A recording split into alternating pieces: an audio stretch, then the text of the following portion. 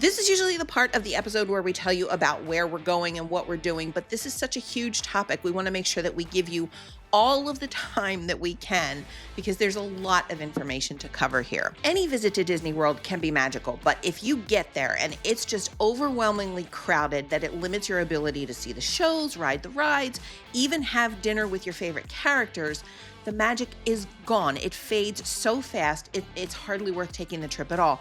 But a lot of us are limited to being able to travel when our kids are out of school. And that means those are the busiest times at Disney because that's when everybody else can travel because their kids are out of school too.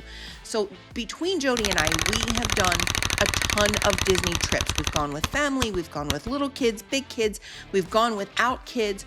So we have a lot to chat about when it comes to Disney Crowd. So we're just gonna pop right in. So Jody, how do we know when it's crowded? How do we know when Disney is going to be overwhelmed with people? So I will say all of this is not 100% fail proof because we've all been to Disney at times where we're like, why is it so busy? Right? I don't get it. But like you mentioned, when the kids are out of school, whether it's summer, holidays, Thanksgiving, Christmas break, New Year's, those are very, very busy times. Holiday weekends are very busy. And you'd expect that. But of course, I've visited there over Thanksgiving multiple years because that was really the only time I could take my kids because they couldn't get out of school. So we understand that sometimes is the only option. And we're going to give you some tips if you do have to do that. But you may also want to know about special events, things like the marathon, things like international food and wine. Those types of things can definitely add to crowds and might not be necessarily what you're thinking of if you're not looking at their calendar. And I will say there are some websites you can find, you can Google it, or you can go to a website called Undercover Tourist, which offers crowd calendars that can really help you plan your day and your stay, telling you which parks are the busiest. They do like a red, yellow, green light system. And that's good.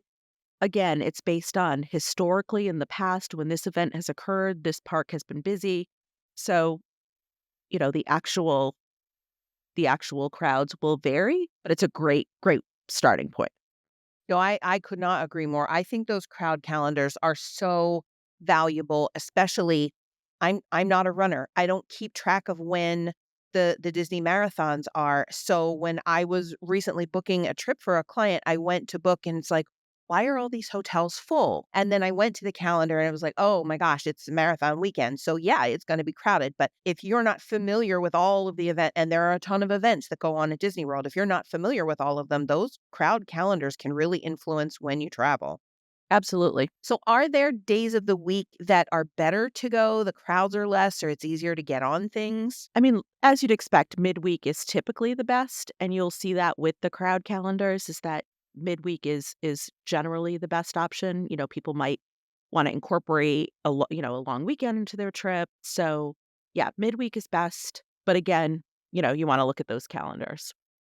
Yeah, I also think midweek is good because if you're a local with an annual pass, it's gonna be easier for you to go on the weekends because that's Right. when your kids are Right. home or you're not working, and I also think that a lot of people tend to start their vacations even if they're gonna stay for a week, they're gonna come down on Friday night or Saturday morning, hit the ground running. By Tuesday, they need a break. They just want a day off from the parks, and they might stay or go do miniature golf or something like that, so I think Right. midweek is probably an excellent Right. recommendation. So how important are reservations? What if I don't know 3 months in advance, 4 months in advance where I wanna go or what I wanna eat? Yeah. So this one, and you probably are like me, where this is something a lot of people push back against because when you talk about making your dining reservations in advance, a lot of times people will say, "Well, I don't know what park I want to be on Friday 3 months from now. I don't know, what time I'm going to want to eat dinner, or if I'm going to want Italian food or steak." I'm going to say that I think dining reservations in general are extremely important if you have a specific preference of what you want to eat. However, during crowded times, you need to make those reservations if you plan on eating at a table service restaurant. You're going to want to think about that. Where do you want to eat? If character meals especially, those are huge when you have little kids. And if that's something that's really, really important to you, you want to make those reservations literally the day the window opens. I know we used to, when my kids were little, we used to go to the Crystal Palace, which is the Magic Kingdom, super cute restaurant, and it has Winnie the Pooh and friends. And it's kind of glass. And you would see people like peeking in because they wanted to get in, but they didn't make a reservation. And so, yeah, if you have a specific preference, you need to do that in advance. But you should know that you can still eat, right? So even if you don't make these advanced reservations, if you really want to play it by ear, there are always quick service restaurants. Those restaurants do not require reservations. They don't take reservations. You go up to the counter and order. And there is something called mobile ordering that you can do on the app, which means you won't even have to wait in line to place your order. So, quick service restaurants are the way to go if you don't have a preference and you don't necessarily need to have table service, but you're not getting the character dining if you do that. So, really, really think about that before you make a decision. This is an endless source of frustration in our house when we're vacation planning. And when I say when we're vacation planning, I mean when I'm vacation planning and my husband says, "Oh, I don't care, wherever you want to go, whatever you want to do." And then we're standing in a park in front of Cinderella Castle. And he's like, "Why didn't you book a reservation here? Why aren't we eating here?" Well, because 2 months ago, when I said, "Do you want to eat there?" you didn't have an answer. So Right. it's definitely important. They do have some same-day reservations available, but if that's something that your heart is set on, or heaven forbid, you have a child whose heart is set on it, you have to do it in advance. Right. And those same day reservations, those may not be at the time that you necessarily want to eat. Those might be at some off peak times. So, Yeah, it's for better to sure. be prepared. And with something especially like character dining, there's no, you're not going to want to hold out on that. Yeah, and mobile ordering, I think, is a game changer when it comes to crowds because I have, and I admit this freely, I have waited in line 30 minutes at the caramel kucha place at Mhm. Epcot where they have all the delicious caramel treats because I absolutely love the gingerbread cookie there. It's like a gingerbread sandwich cookie filled with cream and caramel, and it's the perfect food. I can't describe it any other way. So I have stood in line for that. And when they started mobile ordering, the fact that I could order 12 of them, not that I have, not that I didn't consider it, but I didn't. But you can order them and literally just walk up and they hand you a bag and it's done. So when it comes to crowd navigation, that mobile ordering is a game changer. Yeah, and I find it to be so much easier than verbalizing my order because I could see it, I put it right in. I don't have to, if there's anything that I specifically want to mention, I don't have to make any changes to it. I get the exact drink I wanted, and I like to avoid lines if I can. So, Yeah, same. So are there some parks that it's better to avoid during the more crowded times? yeah, I mean, again, it's going to depend on why the parks are crowded. So, if it's relating to a specific event like the International Food and Wine Festival, which now takes place over such a long period of time, Yeah. but if there's a specific event, then obviously you're going to find that that park is going to be the most crowded. And of course, the Magic Kingdom is always crowded. It's always popular. People always want to visit there. It isn't as big as Epcot.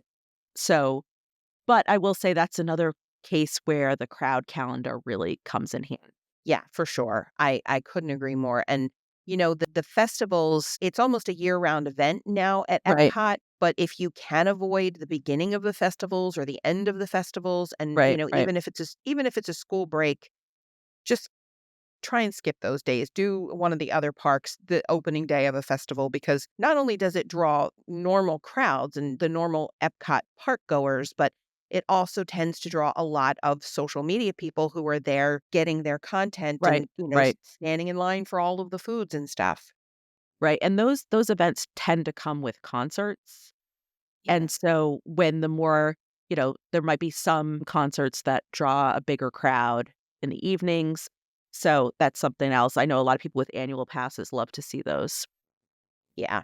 Yeah. What are your top tips for dealing with crowds? Because I think at Disney, they're inevitable and it doesn't matter when you go, you're going to encounter crowds.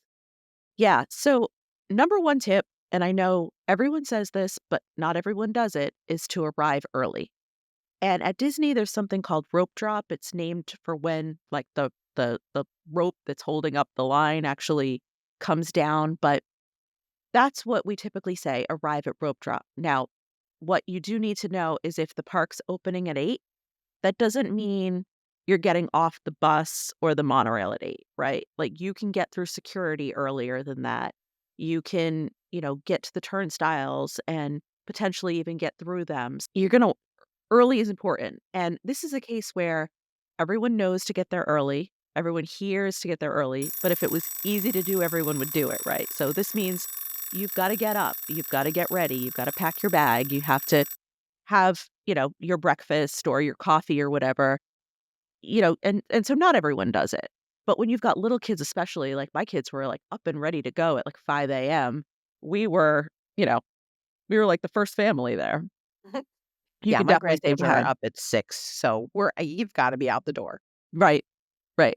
Absolutely. They also now, if you're staying on property, have an early entry option where you can arrive a half hour earlier than other guests. Again, this is, through security, through the turnstiles, but it's a great way to, and not everything's open necessarily, but you can get a ride or 2 in before Yeah, things it get doesn't crowded. sound like much time, 30 minutes, but you really can do 1 or 2 pretty popular attractions and have them out of the way so you're not waiting in the crowd late. Right, right. I mentioned earlier about making the dining reservations. Again, I will reiterate that in this tip section because it's so, so, so important. If you have dining you absolutely want to do. So we haven't talked yet about uh the lightning lane multipass, the individual lightning lane. Those are paid upgrades to your ticket. Those will allow you, now, I'm not going to say skip the line because there might still be a line, but it allows you to avoid the standby line and go into a much shorter line at a specified time. Those are really hard for me to recommend necessarily because there is an upcharge to them. But, if you're going during a crowded time, I'd say spring for it. Yeah, I would say the same thing. I think there's a little resentment because it's basically the fast pass, which used to be completely free and a great way Right. to manage your day. But I think if your budget allows it, especially if you're going during one of these busy times, it definitely makes it easier to navigate the park. And it also, it gives you, especially if you have little kids, and little kids tend to be, I want to do this ride right now, right this very minute now.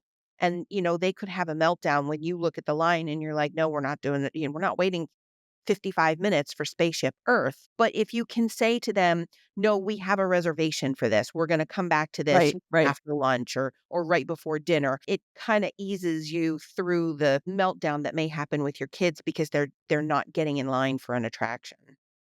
Yeah, and I also recommend that if you do purchase these, do some research online to learn how to maximize them and how they work. Make sure the app is loaded on your phone and that you have everything, synced up with your tickets. Everybody, in your family is synced up. If you're using Magic Bands, those are all synced up because this is something it's not just a given. You're not handed pieces of paper being told, right? You have to manipulate this, you have to go in and choose what you want and kind of arrange things. Don't leave that to while you're in the park with your, like, reading glasses on and Yeah. trying to figure it out, right? Like, learn how to do it, have everything loaded and ready to go before you go. And Lightning Lane you can purchase now if you're a resort guest 7 days in advance. So by then you generally know which parks you're going to go to and what time you're going to eat your different meals. So it's a little easier for you to schedule the stuff if you do it in advance. Right. Absolutely. And another thing that is offered, again, for an additional fee is the park hopper. And that is where you can visit more than one park per day. So you've always got the ability, if you go to the Magic Kingdom and then you leave for lunch, you can always come back the same day. You don't have to purchase the park hopper. But if you want to go to the Magic Kingdom in the morning and then go to Epcot for dinner, that's when you need the park hopper. And again, additional fee. So I don't love to kind of force this on people, but I highly recommend it when you're visiting at a busy time because it just gives you so much more flexibility. Yeah, I think it's a great tool. And back to the Epcot festivals, those festivals tend to get busier later in the day when Right. all of the food kiosks are open. So if you have a park hopper, you could literally sneak into Epcot in the morning, do some of the bigger attractions. And if the food and wine festival or whatever festival is going on, if that's not your jam, you can leave and you can go to the Magic Kingdom where maybe some of the people have now left to go back and have an afternoon at the pool or nap time for their kids. So it does give you that flexibility to move between the parks at less busy times during the day. Right, right. And also with the park hopper, I think it's a great thing to have because like we talked about the dining reservations. So, maybe the last day of your trip you have dinner at Epcot planned and you're like, you know what? We did what we wanted to do at Epcot. We don't necessarily want to spend the day there. We'd like to go back to Hollywood Studios. You know, you can do that and still get back to Epcot for that, dining reservation that you really wanted to go to. Yeah. Overall, when you look at the travel to Disney and you look at your calendar and you realize that literally the only times you can go is when it's going to be super crowded, is it still worth going? Do you think it's still worth spending the money on this big trip only to have all of this competition for everything you want to do? I absolutely do because, I mean, like I said, we had gone numerous times over Thanksgiving, super busy time. We've gone spring break, we've gone our February break. I've been during the marathon. I think it is worth it if you are going to do these things that we recommended, right? So if you're going to try to go and wing it, then you're not going to have necessarily the best experience. But if this is your option, this is the time off you have, I definitely recommend that you do it, prepare in advance, and then, just be patient and flexible. Yeah, we have done for the longest time. Christmas week was our week to go because the girls were off from school and we were able to get off time from work because usually your job is not as busy during Christmas week. And we always found that there was a lot of compromise. We would absolutely rope drop. We would go as early as we could in the morning. By lunchtime, we maybe did 7 or 8 different attractions, but then we would have to tell our girls, it's 12, 1 o'clock. We're going to go have lunch somewhere and we're kind of done for the day. And I think for people that are spending now almost $200 for a day at the theme park, it's hard to wrap your head around that. It's hard to Right. say, it's super crowded, we're gonna go back to the resort and swim because you wanna get your money's worth out of the park. But if you use some of these tools, you are still getting your money's worth out of the park. You're not wasting the $175 for your day at the Magic Kingdom. You just have to use these tools and do it smarter. Absolutely. And I think, you know, any family who has limited time, and let's face it, that's all of us. If your kids are in school, you have to kind of do these trade-offs, right? And so for me, I think it's totally fine to travel during a busy time. I really spent a lot more time planning. Yeah, I think that's the key. You have to be a planner. You have to know going in that it's going to be crowded and use the tools that are available and use whatever tips or tricks or anything that other people have tried and true and they work. I think that's the best. Planning Yeah. is your best tip over. And then I think, take advantage of the amenities at your resort. Play mini golf or go to Disney Springs. Maybe do some of those things that you wouldn't necessarily do on a shorter Disney trip, but just kind of enjoy it more for the experience and you'll still have a great time. Yeah, totally agree. Mail call, question stories, let's hear it all. From you to us, it's wonder and chat. So grab a seat, let's talk just like that. We have a couple of questions from previous episodes, so we're going to tackle those right now. And this one it came up after we did the vacation packing checklist thing. Is there a good rule of thumb as to when you start packing? Because I had somebody reach out to me and say they feel so overwhelmed that they feel like they have to pack weeks in advance. And then they're worried that their bags are going to be overfilled because every time they see something in the house, they're going to want to throw it into the suitcase. So what's the time frame? When do you start packing? So I think what I will do probably a week or two before I go is just think about what I need. So I think we had talked about this in the past episode, but you do want to check and make sure the kids' summer clothes fit, that their flip-flops fit and their bathing suits fit. That's not something I would leave till the last minute. I think, you're going to want to start developing your lists probably a week or two in advance, depending on when you have time to go shopping to get new things. But I'm not necessarily taking those items and putting them in a suitcase, right? I'm just kind of thinking about what I need. Do I need new sunscreen? Do I need new, all of that. In terms of actually pulling clothes from my closet and putting in a suitcase, I would say no more than probably 3 or 4 days before my trip. And does it matter if you have, like, if you're packing for your family of 4 or 5, do you start earlier? I mean, we just don't have enough clothes, right? I So agree. I so would be pulling out of the suitcase, like, clean underwear and socks and stuff. yeah, so no, I don't.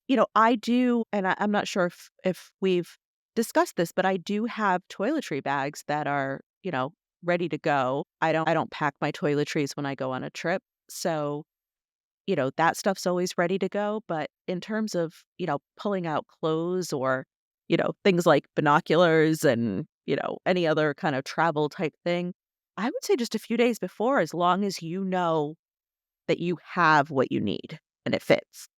That brings up a good question. You kinda have your like, a jump bag ready to go with all your toiletries and stuff. Do you spend any time ahead of time just going through all of that stuff and making sure it's still fresh or, you replenish it?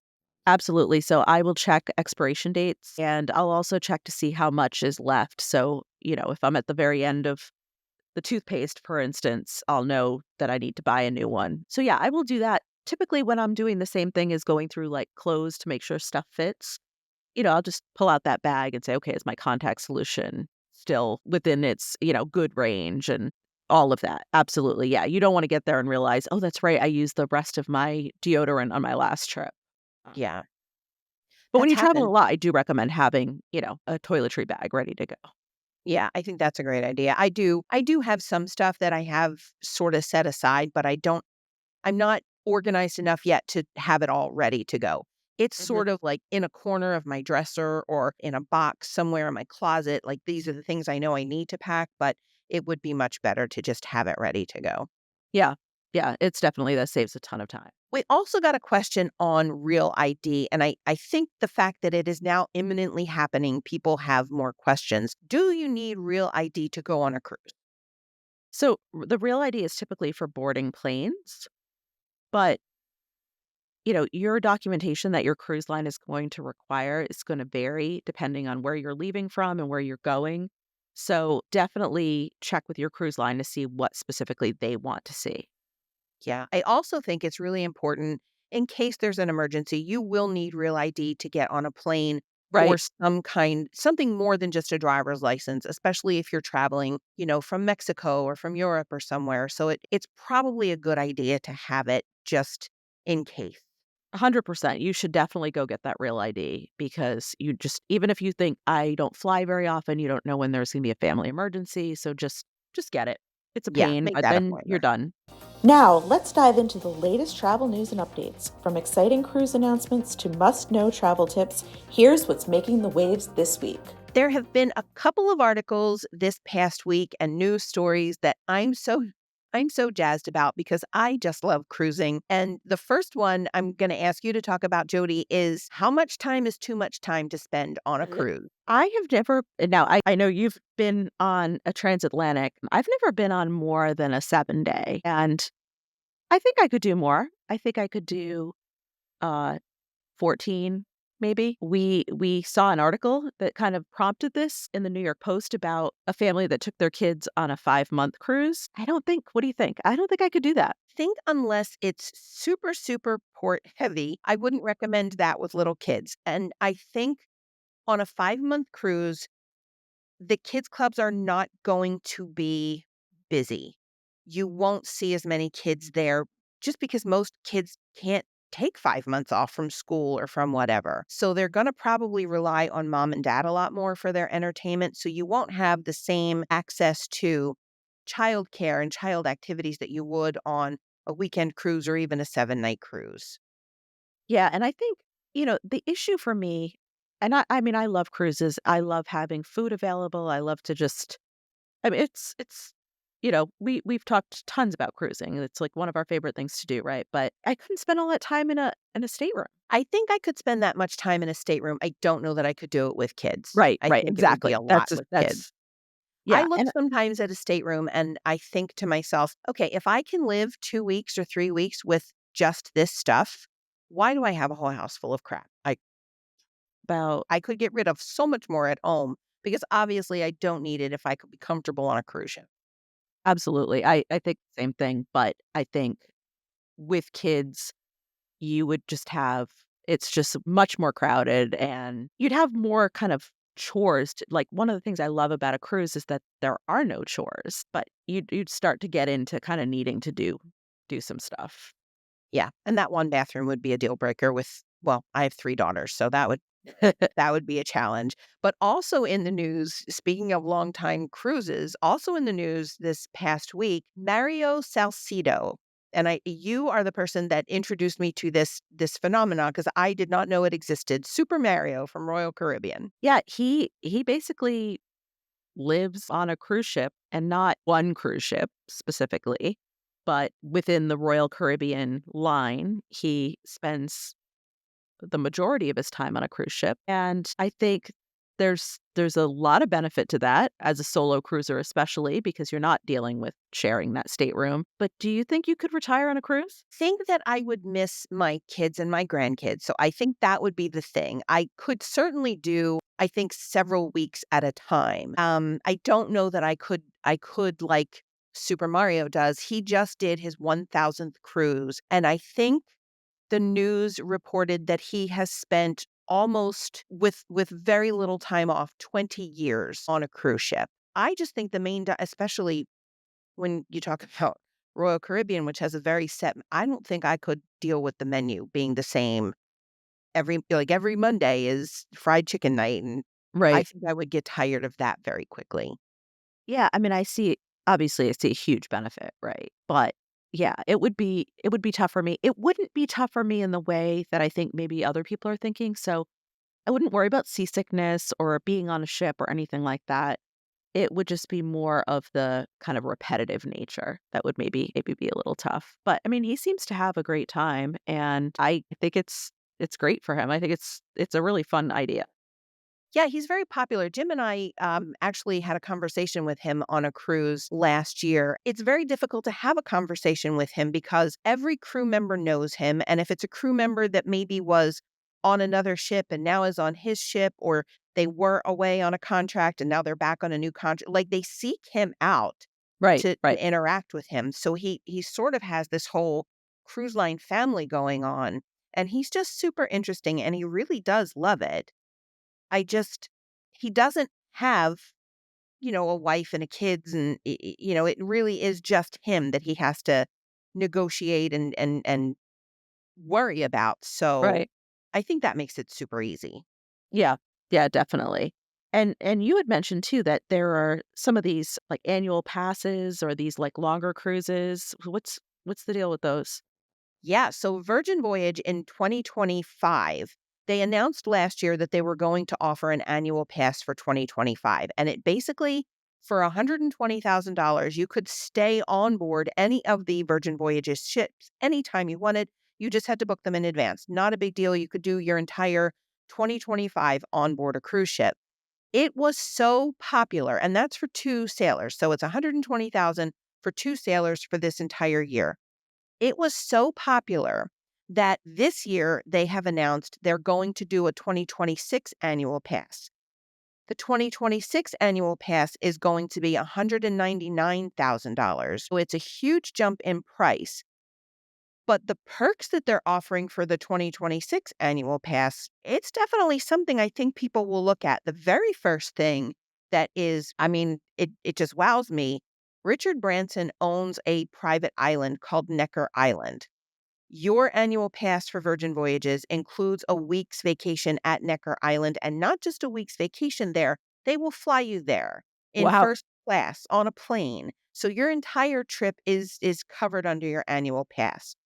The other thing that this 2026 annual pass is going to include is a $10,000 shopping spree at the shops on board the ship. Now, Ooh. that's a lot of deodorant and toothpaste.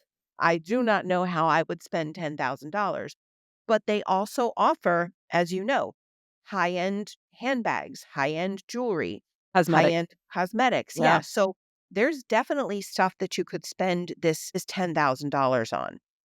Right. Other Right. perks, yeah, every other perks include the shake for champagne. You can do it every day if you're on this annual pass. Seriously? Seriously, Wow. which is so much fun. Mm. You can also, if you book your birthday on board, they will automatically upgrade you to a Rockstar suite, Wow. which I think is phenomenal. I mean, that alone for a 5 or a 6-night cruise could be $1,000 stateroom. Over the course of the year, you can book a cabana at the Bimini Beach Club, 10. Wow. And you also, because you're going to miss it when you go home, they're going to give you one of their hammocks so that when you are home in between cruises or when your 2026 annual pass expires, you can go home and still sleep on your hammock. Well, I can see why that would be really popular. I mean, it's a lot of money, but It's a lot of money for sure. I would totally do it. I would yeah. totally do it.